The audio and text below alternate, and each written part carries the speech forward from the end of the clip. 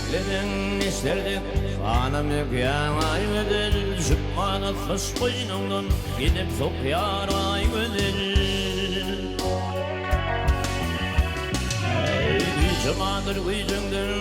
Kurup yapıyan ay güzel Yürük büküp sanmakta Canım sıkıyar ay güzel Bütün hedefin bana bakıldığın tay güzel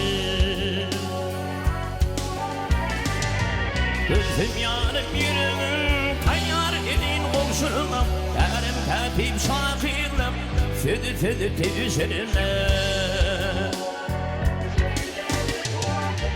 Anlatanım ayıp derler kalçama Hali edip mutlumı kalbimi koşurmak Aşkımını yükledin dilim büker ay güzel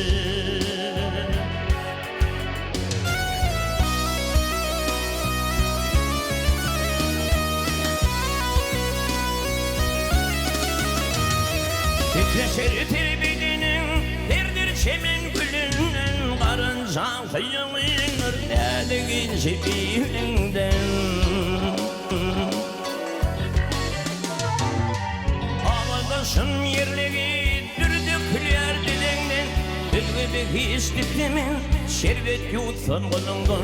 Bu dünyada sen bana bakılgın tay güzel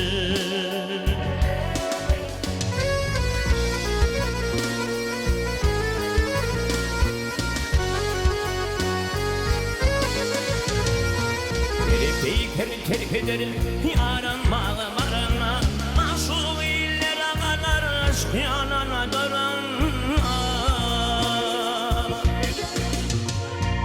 Aşık olur dostlarım yere bakıp bir yerine Doğuşluk sillimiti teferir başa vurana Uçkun uçup on derer dadı feryada güzel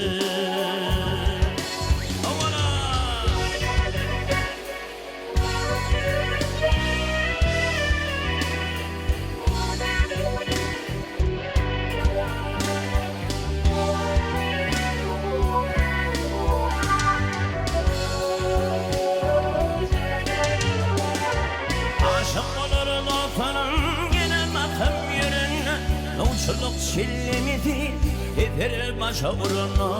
Uçkunu çoğun derer dadı feryat ay güzel